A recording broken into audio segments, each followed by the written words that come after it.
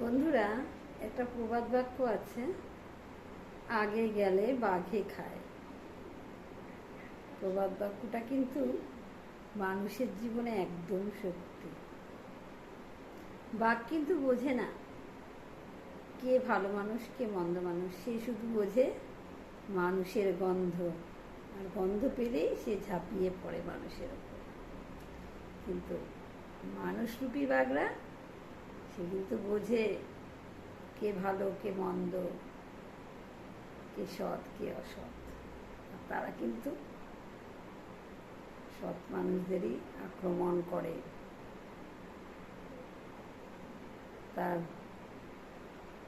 সেই সৎ মানুষকে আগে যেতে দেখলেই সেই হিংস্র মানুষরূপী বাঘেরা ঝাঁপিয়ে পড়ে, যাতে সে আর এক পাও সামনের দিকে এগোতে না পারে,